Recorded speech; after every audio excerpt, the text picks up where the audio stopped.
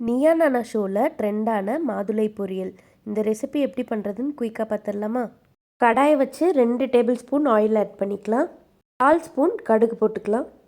கடுகு பொரிஞ்சதுக்கப்புறம் 1 table spoon கடலைப்பருப்பு ஆட் பண்ணிக்கலாம். 1 டேபிள் ஸ்பூன் உளுத்தம்பருப்பு, 1 கொத்து கருவேப்பிலை, இஞ்சி கொஞ்சமாக துருக்கி வச்சுருக்கேன், இப்போ அதை ஆட் பண்ணிக்கலாம். 2 பச்சை மிளகாயை லைட்டாக கீறி விட்டுட்டு ஆட் பண்ணியிருக்கேன்.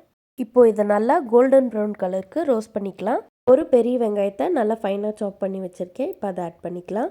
வெங்காயம் ஜஸ்ட் 1 நிமிஷத்துக்கு வதங்கினா போதும். 1 டேபிள் ஸ்பூன் தூள் உப்பு ஆட் பண்ணிக்கிறேன். இதை அகெயின் ஒரு நிமிஷத்துக்கு சாட்டே பண்ணுங்கள். ஆனியன் கொஞ்சம் க்ரன்ச்சியாக இருக்கணும். இப்போது 1 கப் துருவின தேங்காயை ஆட் பண்ணிக்கலாம். வெங்காயை ஜஸ்ட் 1 நிமிஷத்துக்கு ரோஸ்ட் பண்ணால் போதும்.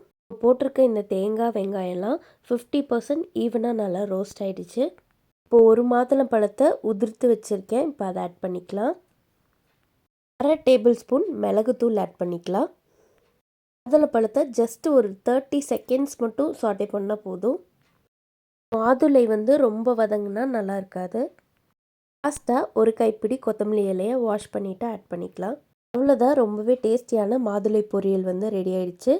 கண்டிப்பாக இந்த மாதிரி ஒரு வாட்டி ட்ரை பண்ணி பாருங்கள், உங்களுக்கு டேஸ்ட் ரொம்பவே பிடிக்கும். உங்கள் கிட்ஸும் நல்லா என்ஜாய் பண்ணி சாப்பிடுவாங்க. தேங்க்ஸ் ஃபார் வாட்சிங். Please subscribe my channel. Bye by.